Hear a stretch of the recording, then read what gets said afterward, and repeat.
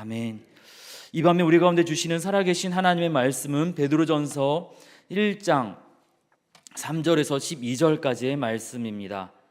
베드로전서 1장 3절에서 12절까지의 말씀을 제가 봉독하여 올리겠습니다. 우리 주 예수 그리스도의 아버지 하나님을 찬송하리로다. 그의 많으신 긍휼대로 예수 그리스도를 죽은 자 가운데서 부활하게 하심으로 말미암아 우리를 거듭나게 하사 산 소망이 있게 하시며 썩지 않고 더럽지 않고 쇠하지 아니하는 유업을 있게 하시나니 곧 너희를 위하여 하늘에 간직하신 것이라. 너희는 말세에 나타내기로 예비하신 구원을 얻기 위하여 믿음으로 말미암아 하나님의 능력으로 보호하심을 받았느니라. 그러므로 너희가 이제 여러 가지 시험으로 말미암아 잠깐 금신하게 되지 않을 수 없으나 오히려 크게 기뻐하는도다.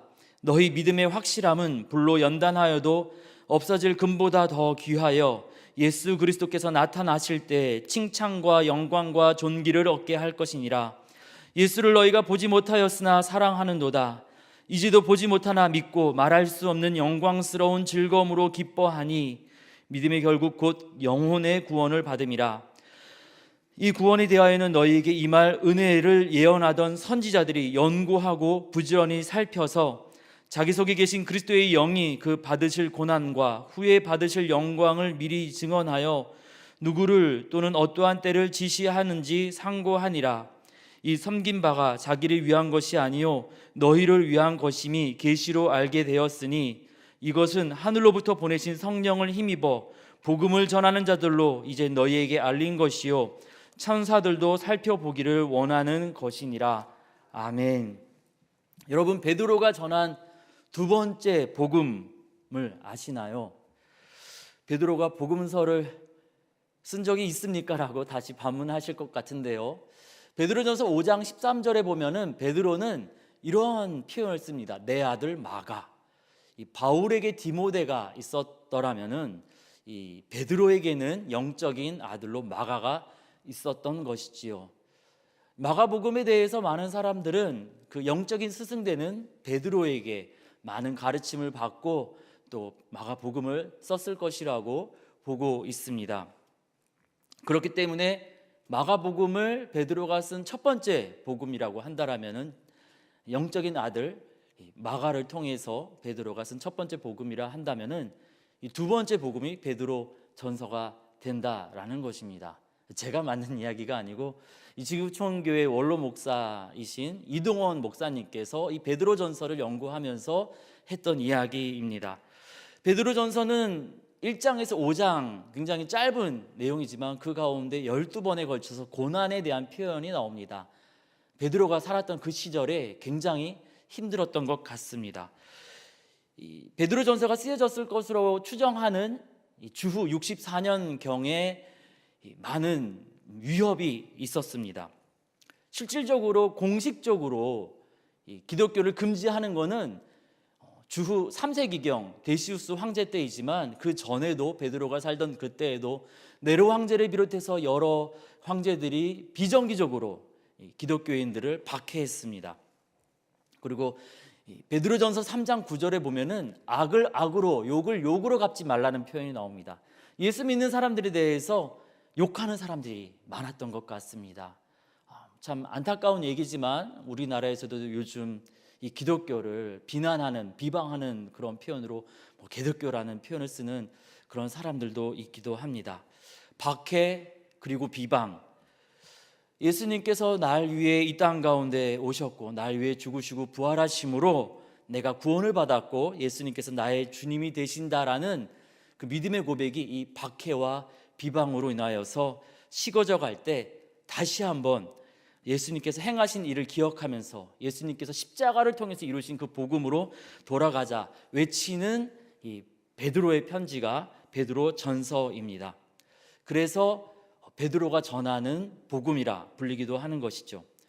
코로나가 지나면서 한국교회의 현장 예배 출석률이 약 70% 정도로 줄었다라고 사람들은 보고 있습니다. 온라인 예배를 많이 들으시는 것도 있습니다만 여러 가지로 인하여서 예수님의 몸된 교회가 한국 사회에서 신뢰를 잃어가게 되었습니다. 그리고 더불어서 예수님을 주로 고백하는 우리의 믿음도 조금씩 식어져 가고 약해져 갔던 것도 있는 것 같습니다. 마치 2000년 전 베드로가 베드로전서를 기록하던 때와 비슷한 영적인 상황이 된 것입니다. 예수님을 향한 믿음이 약해져 갈 때, 식어져 갈 때 베드로는 이 모든 어렵고 힘든 상황 가운데 우리 가운데 주실 은혜가 있다. 그러니 그 은혜를 기대함으로 예수님을 온전히 바라보자 외치고 있습니다. 우리가 읽은 말씀은 1장 12절까지인데요. 1장 13절에 베드로는 이렇게 베드로 전서를 받는 흩어진 나그네와 같은 예수 믿는 사람들과 이 시대에 예수 믿는 저와 여러분에게 이렇게 권하고 있습니다. 그러므로 너희 마음의 허리를 동이고 근신하여 예수 그리스도께서 나타나실 때까지 너희에게 가져다 주실 은혜를 온전히 바랄지어다. 너희에게 주실 은혜를 바라보라.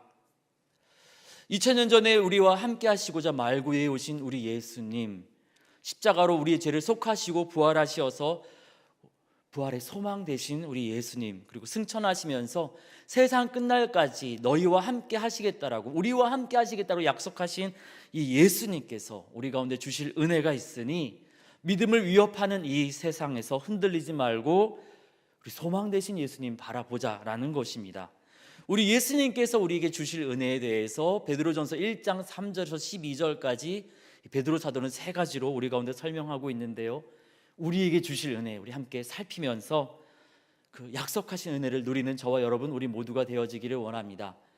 우리에게 주실 은혜, 첫 번째는 우리를 거듭나게 하시고 산 소망을 주셨다는 것입니다. 3절 후반부입니다. 그의 많으신 긍휼대로 예수 그리스도를 죽은 자 가운데서 부활하게 하심으로 말미암아 우리를 거듭나게 하사 산 소망이 있게 하시며, 예수를 죽은 자 가운데서 부활하게 하심으로 말미암아 우리를 거듭나게 하셨다라고 베드로 사도는 알려주고 있습니다. 예수님의 부활을 통해서 우리를 거듭나게 하셨다. 거듭나다와 부활이라는 우리말 번역이 모양이 다릅니다. 하나는 네 글자, 하나는 두 글자. 발음도 좀 다릅니다. 그래서 우리가 좀 느낌이 좀 다가오지 않는데요. 이 거듭나다라는 헬라어 겟나오라는 이 동사는 다시, 겟나오, 태어나다 이런 뜻이고요. 부활이라는 이 헬라어 아나스타시스는 이 아니스템이라는 동사의 명사 형태인데요. 이 다시라는 아니, 그리고 스템이 일어나다 이런 뜻입니다. 약간 느낌 같은 느낌이 좀 오십니까? 예수님을 다시 살아나게 하심으로 말미암아 우리를 다시 태어나게 하셨다라는 겁니다. 예수님을 살리신 그 부활의 능력으로 우리를 다시 새로운 창조물로 만드셨다라는 겁니다. 이 거듭난다라는 것은 죽음을 이긴 부활처럼 초자연적인 사건입니다. 그래서 요한복음 3장에서 니고데모가 물어보잖아요. 우리가 나이가 많으면 어떻게 어머니 뱃속에 다시 들어갔다가 나올 수 있습니까? 자연스러운 일이 아니라는 겁니다. 우리 한국교회 초창기에 김익두라는 목사님이 계시는데요. 이 목사님이 목사가 되기 전에 16살에 이 과거를 보았다가 낙방했습니다. 김익두라는 청년이.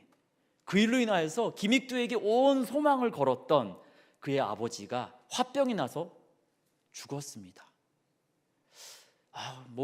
굉장히 슬픈 일이지요. 그런데 여하튼 마음을 잡고서 김익두라는 사람은 결혼해서 가정을 꾸리고 잘 살고 있었는데 빚보증 잘못 썼다가 재산 다 날리게 됩니다. 세상에 신이 계시다라면은 어떻게 이럴 수가 있는가, 내 인생에. 억울하고 분통한 마음에 인생을 막 살기로 작정을 하게 되었습니다. 그래서 개망란이 익두라는 말이 그 동네에 유행했다고 합니다. 황해도 사람인데요. 그러다가 27살 1900년에 친구의 전도를 통해서 교회에 가게 되었습니다. 예수님에 대해서 들었습니다. 나같이 인생의 끝에 서 있는 사람을 위해서 죽으셨답니다. 그리고 다시 살아나셔서 나를 새롭게 하실 거랍니다. 이 말이 그의 가슴에 박혔습니다. 꿈을 꿨는데 불덩이가 확 들어오더랍니다. 그리고 나서 예배를 드리면서 예수님이 날 위해 죽고 부활하셨구나. 그는 예수님을 주님으로 고백하게 되었습니다. 그래서 나는 이전에 실패한 인생 김익두, 개망나니 익두는 죽었습니다. 난 이제 예수님 안에서 다시 살 거예요 라고 예배드리고 착하게 살려고 하는데, 사람들이 그가 10여 년 동안 그렇게 막 살았던 걸 아니까 아무도 안 믿어주는 겁니다. 그래서 이 동네에다가 방을 붙였대요. 김익두는 죽었다. 사람들이 장난치는 줄 안 거예요. 그래서 어떤 사람이 와서 이 김익두한테 꾸정물을 확 뿌리면서 죽긴 뭐가 죽어, 네 성질 좀 부려봐 했는데, 예수 안에서 새로 태어나니까 성질을 부리지 못하고 이렇게 말했답니다. 예수는 내가 믿고 너가 복받았다.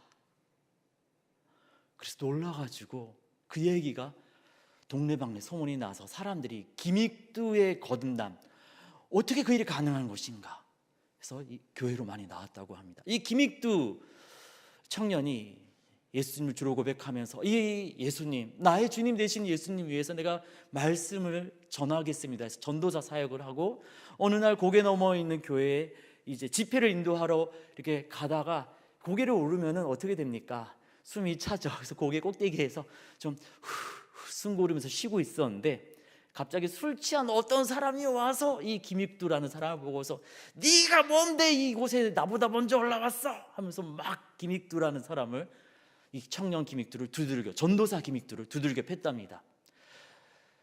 옛날 같았으면은 막 집어던지고 난리를 쳤을 텐데 거듭났잖아요. 하나님의 은혜로 초자연적인 사건이 그에게 일어났지 않습니까? 계속 얻어 터지고, 이 술 취한 사람이 지칠 때까지 계속 얻어맞다가 이제 이 사람이 지쳐가지고 멈추고 나니까 이 김익두 전도사가 이렇게 얘기했답니다.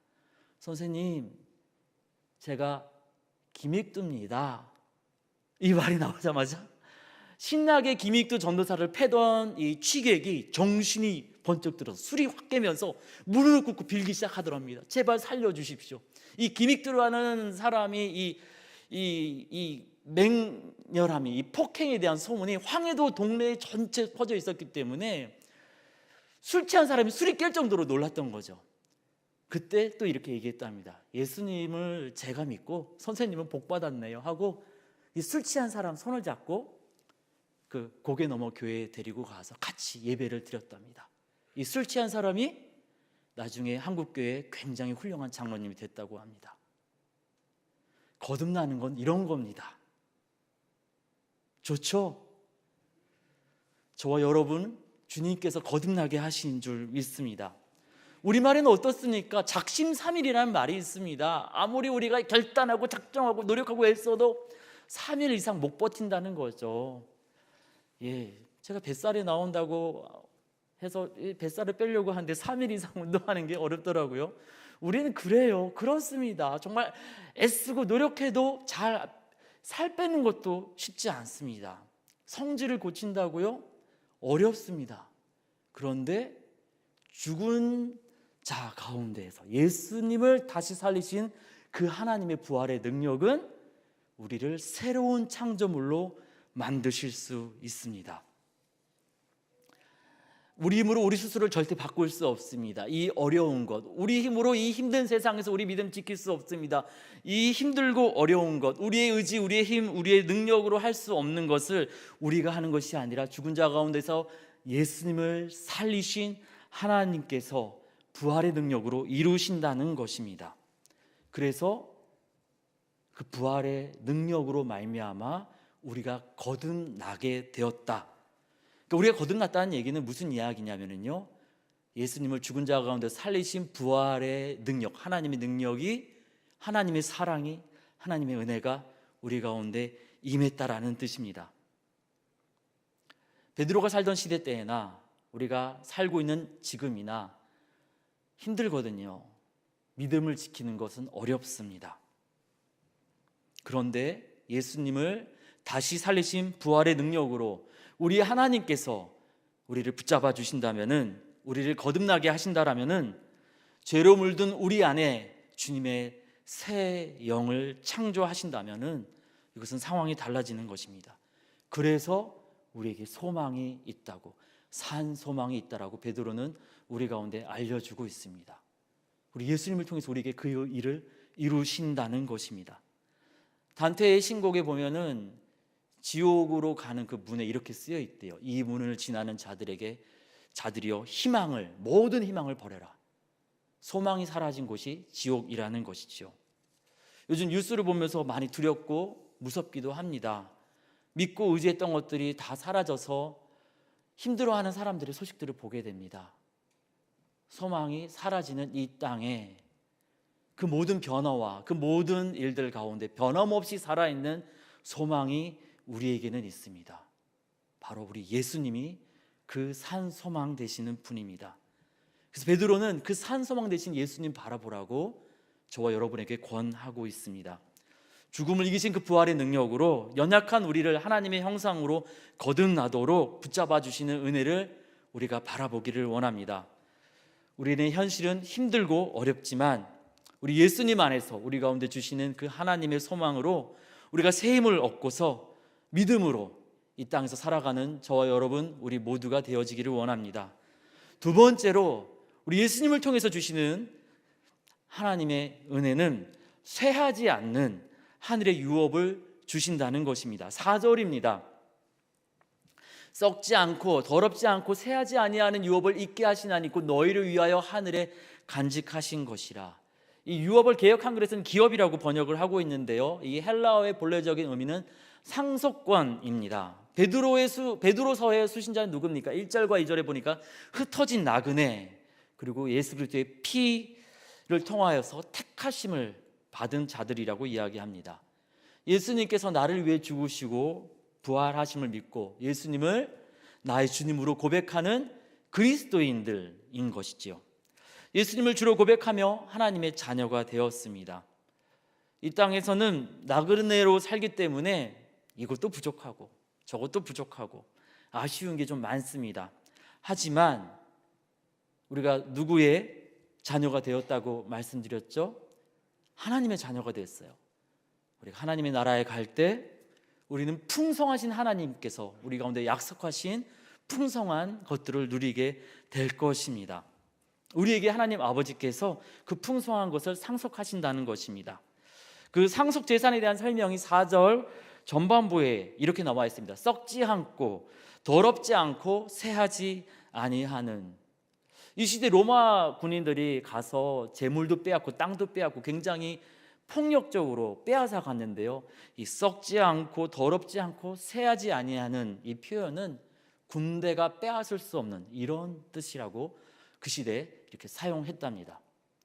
군대가 와도 사라지지 않는. 우리 예수님 마태복음 6장에서 말씀하시잖아요. 너희 보물을 땅에 쌓아두지 말라. 좀과 동록이 해하며 도둑이 구멍을 뚫고 도적질 하느니라. 하늘에 보물을 쌓아두라. 그곳에선 없어지지 않는다. 예수를 주로 고백하며 믿음 가운데 거하는 사람들에게 하늘의 상급이 있다라고 베드로 사도는 우리 가운데 다시 한번 알려주고 있습니다. 그래서 제가 교회에서 수고하고 애쓰신 분들한테 말씀드려요. 하늘에 큰 상급이 있을 줄 믿습니다. 그때 그 이야기를 들은 분들 가운데 어떤 분들은 아멘 하시는데 어떤 분들은 하늘의 상급 말고 땅의 상급 좀 주세요, 이런 말씀을 하시는 분도 계십니다. 네, 하늘의 상급 말고 땅의 상급 필요한가요? 필요하지 않은가요? 필요하죠. 그래서 땅의 상급을 구하는 저와 여러분 우리에게 5절 말씀을 주시고 계십니다. 5절 말씀 함께 읽겠습니다. 너희는 말세에 나타내기로 예비하신 구원을 얻기 위하여 믿음으로 말미암아 하나님의 능력으로 보호하심을 받았느니라. 저 천국에 가서만 그것을 누릴 수 있다라고 얘기하는 것이 아니라 그 구원을 얻기 위하여 이 땅에서도 믿음으로 말미암아 하나님의 능력으로 보호하심이 지속되고 있다라는 것입니다.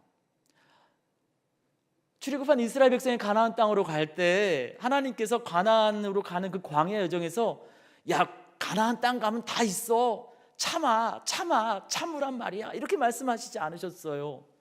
불기둥과 구름기둥으로 길을 안내해 주시고 배고플 때 만나를, 메추라기를, 목마를 때 반석에서 물을 내셨습니다. 하나님이 가나안 땅에 갈 때까지 보호하심을 베푸셨기 때문에 신명기 8장 4절에서 이 가나안 땅 문 앞에서 하나님께서 이렇게 말씀하시죠. 이 40년 동안 너의 의복이 헤어지지 아니하였고 너의 발이 부르트지 아니하였느니라. 40년 동안 옷이 헤어지지 않도록, 발이 부르트지 않도록 그 거친 광야에서 하나님이 지켜주셨다라는 겁니다. 우리가 약속하신 하늘의 상급을 얻을 그날까지 동일하게 우리 주님께서 배고플 때 만나와 외출하기로, 목마를 때 반석에서 솟구쳐 나오르는 그 생수로, 길이 어렵고 힘들 때 불기둥과 구름기둥으로 인도하사 우리가 저 천국에 들어갈 때까지 우리 옷이 헤어지지 않고 우리 믿음의 발이 부르트지 않도록 붙잡아 주실 줄 믿습니다. 이에 우리가 그 하늘 소망을 바라보면서 때마다 시마다 만나와 외출하기를 베푸신 그 하나님의 은혜를 기억하면서 믿음 가운데 거하는 저와 여러분, 우리 모두가 되어지기를 원합니다.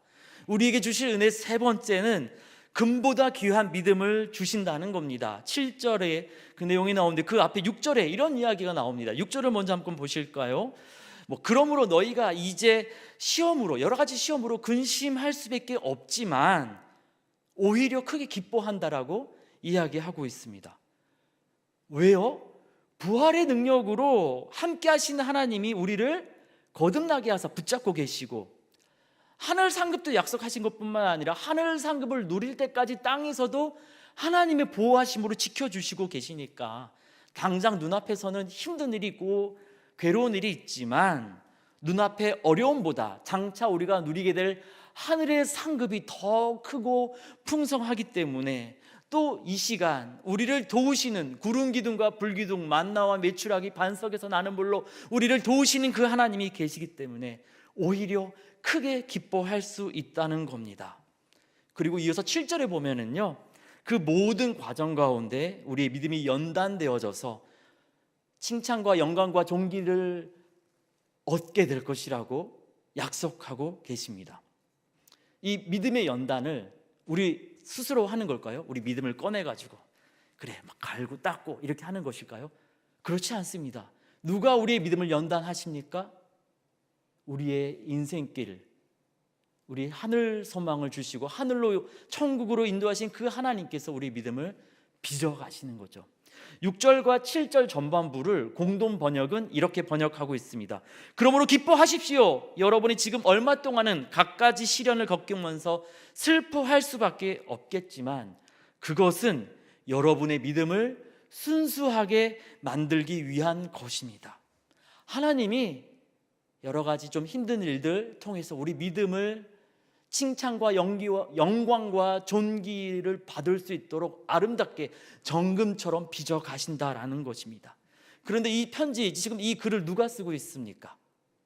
우리 베드로전서 1장 읽고 있잖아요. 베드로가 쓴 거예요. 베드로가 이 일을 경험했거든요.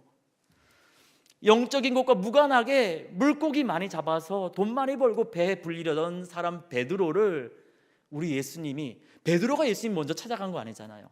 고기 잡고 있던 베드로를, 그것도 밤새 고기를 잡고 있던 베드로에게 우리 예수님이 직접 찾아가셨습니다.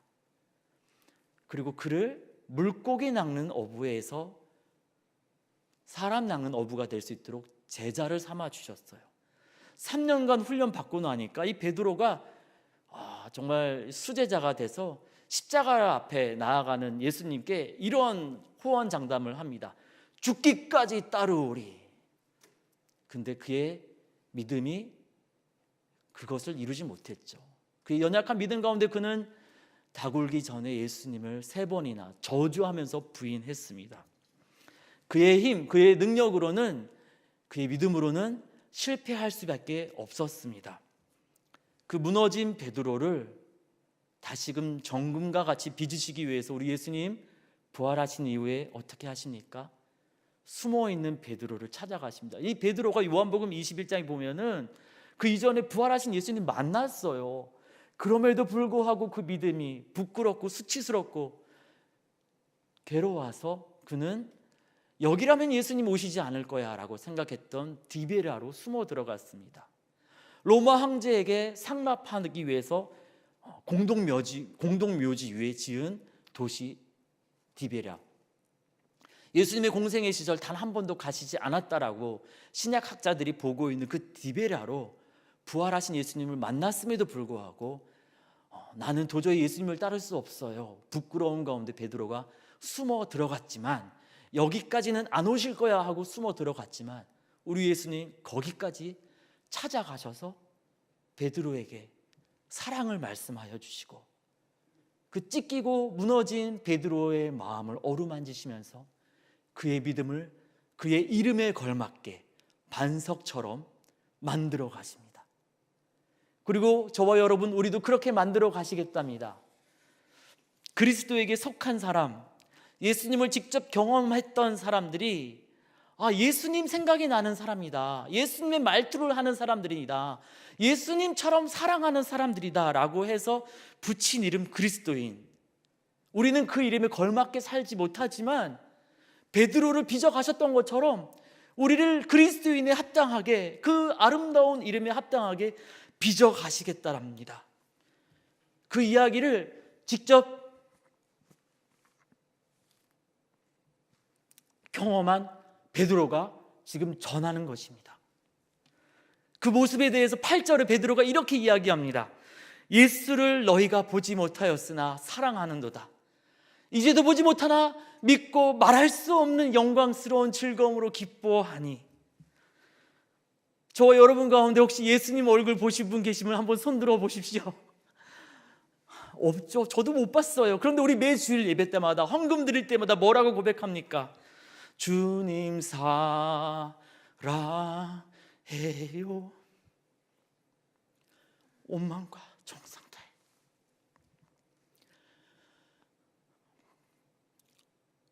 하나님의 신실한 친구 되기를 원합니다.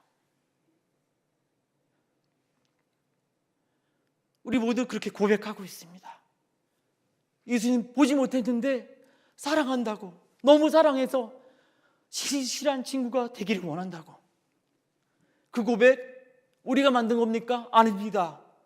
우리 주님이 우리 믿음을 그렇게 빚어가시는 것입니다. 그리고 주님께서 우리에게 만드신 그 믿음으로 우리가 믿음의 결국 곧 영혼의 구원을 얻었다라고 9절에 기록하고 있습니다.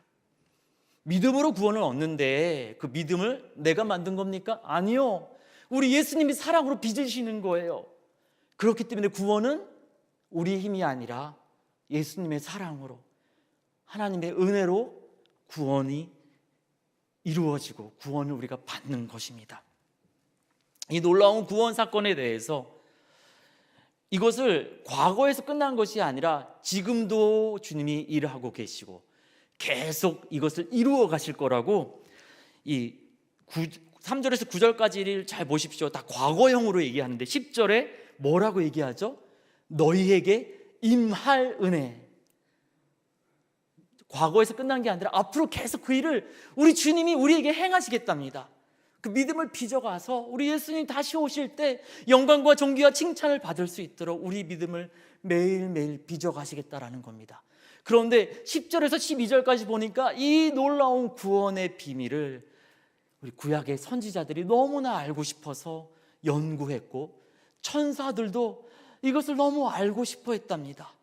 근데 그것을 우리는 아는 것을 넘어서서 누리고 있는 것이지요.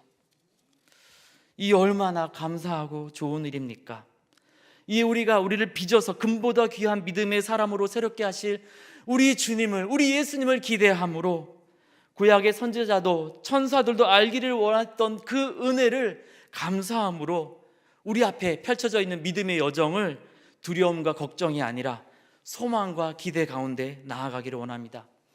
어제 우리 어떤 집사님 가정을 우리 목사님과 함께 신방했는데요, 이 집사님께서 선교를 꿈꾸면서 열심히 공부하고 준비했답니다. 그런데 이 선교의 문이 닫히더랍니다. 하나님 어떻게 된 거예요? 제가 하나님께 헌신한다고 했는데 왜 제 마음 안 받아주시고. 그래서 낙심하고 있었는데 하나님께서 생각지 않은 길을 여시더랍니다. 그리고 지금 하나님께서 자기에게 베푸신 일을 보니까 감사하다라고 간증하는 것을 들었습니다. 함께 간증을 우리 듣고 계시던 우리 목사님께서 이렇게 말씀해 주시더라고요. 때로는 뜻이 있는 곳에 길이 있는 것이 아니라 길이 있는 곳에 뜻이 있다고. 때때로 우리가 하나님 앞에서 품은 뜻, 그 뜻대로 하나님께서 길을 여시는 것이 아니라 주님께서 우리 가운데 길 열어주시는 곳에 내 뜻이 아니라 하나님의 뜻이, 하나님의 아름다운 섭리, 우리의 믿음을 칭찬과 영광과 존귀를 얻기에 합당하도록 빚어가시는 하나님의 은혜가 있는 줄 믿습니다. 오늘은 12월 16일입니다. 이제 일주일이 지나면 저와 여러분이 기대하고 소망하는 12월 25일 성탄절입니다. 2000년 전 성탄절 추운 밤에 잠 못 이루면서 추위에 떨고 있던 목동들이 있었습니다. 자기 양이 아니라 이 시대에는 고용된 목동들이 밤에 이 양떼를 쳤다고 하는데요. 이 삶의 이 고단함에 지쳐 있었던 사람들이지요. 그리고 또 참되신 왕을 기대하면서 먼 여행을 이렇게 헤매이던 이 박사들이 있었습니다. 동방에서부터 멀리 이렇게 찾아왔었던 사람들입니다. 삶의 고단함에 지치고 영적인 갈급함에 목말랐던 그들에게 우리 하나님께서 은혜를 베푸사 왕으로 오신 예수님 보게 하시고 세상이 줄 수 없는 하늘의 큰 기쁨을 누리게 하셨습니다. 그리고 이제 2000년이 지나서 다시 맞이하는 성탄절에 그때 그들처럼 또 고단한 저와 여러분에게도 주님이 은혜를 베푸시는 줄 믿습니다. 그 은혜는 첫 번째, 오늘 베드로 사도가 알려주기를 죽음에서 예수님을 살리셨던 부활의 능력으로 우리를 거듭나게 하시겠다라는 하나님의 약속입니다. 흔들리는 세상 가운데 살아있는 소망, 예수님을 통해 주신 그 소망을 우리 가운데 약속하며 기쁨으로 우리를 채우시겠다 말씀하시고 계십니다. 두 번째, 십자가 사건을 통하여서 우리를 하나님의 자녀 삼으셨기에 하늘의 유업을 주시고 이 땅에서도 그 하늘 나라 갈 때까지 지켜주시겠다라는 보호하심을 약속하고 계십니다. 세 번째, 금보다 귀한 믿음 주시겠다고 약속하고 계십니다. 베드로의 무너진 믿음을 온전케 하신 것처럼 우리의 인생길 가운데 내 뜻으로 만들어 놓은 길이 아니라 하나님이 길을 여시고 그 길 가운데 세우신 하나님의 뜻, 그렇게 우리 인생 가운데 계속 개입하셔서 우리의 인생도 우리의 믿음도 금보다 귀하도록 빚으사 장차 우리 예수님 다시 오실 때 우리가 하나님 나라에 들어갈 때 칭찬과 영광과 존귀를 얻게 하시겠노라고 주님 오늘 말씀을 통해서 약속하고 계십니다. 이번 성탄절 저와 여러분 어떤 것을 기대하고 계십니까?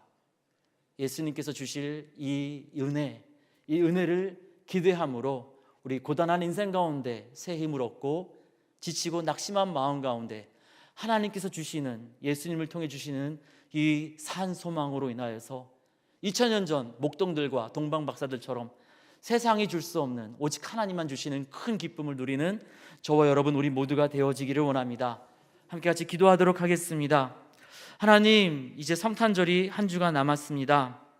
2000년 전 예수님께서 이 땅에 오실 때 삶의 고단함으로 힘들고 지쳐 있었던 목동들에게, 영적 갈급함 가운데 먼 거리를 여행하던 동방 박사들에게 은혜 베풀어 주사 아기 예수님을 보게 하시고 하늘의 기쁨으로 위로하셨던 것을 기억합니다. 2000년이 지난 지금도 우리가 여전히 고단한 세상 가운데 몸이 지쳐 있고 여러 가지 이유로 믿음이 흔들리기도 합니다. 첫 성탄절에 목동들과 동방 박사들에게 은혜 베푸셨던 것처럼 2022년 성탄절에도 우리 예수님을 통해서 우리에게 은혜 베풀어 주시겠다, 베드로를 통해 다시금 복음 듣게 해주시니 감사합니다. 죽음에서 살리신, 예수님을 살리신 그 부활의 능력으로 우리를 새롭게 하시겠다, 거듭나게 하시겠다 약속하여 주시니 산 소망 되시는 예수님을 굳게 붙잡도록 우리를 인도하여 주시옵소서. 예수님의 십자가 구속을 통해 하나님의 자녀 삼으시고 하늘의 유업과 이 땅의 돌보심을 약속하여 주시니 감사합니다. 우리가 이 땅에서 살지만 하늘 소망을 품고 믿음으로 살게 하여 주시옵소서. 금보다 귀한 믿음 주시겠다 약속하시니 감사합니다.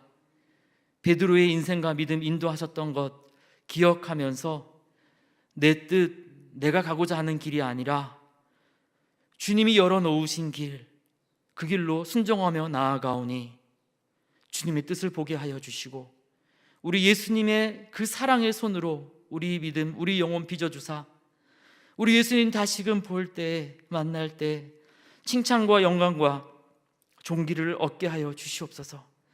우리 주님께서 이 성탄절에 또 우리 인생 가운데 행하실 은혜를 기대하고 감사드리며 우리 주님 예수님의 이름으로 기도드립니다. 아멘.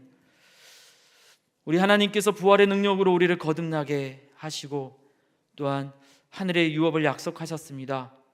광야 여정을 돌보셨던 것처럼 우리 믿음의 여정을 돌보셔서 정금과 같은 믿음, 영광과 존귀와 칭찬을 받기에 합당한 아름다운 만드시겠다고 약속하십니다. 그 주님의 약속 우리 바라보면서 그 하늘의 소망 기대하면서 우리 함께 같이 찬양 드리고 기도하며 나아가도록 하겠습니다.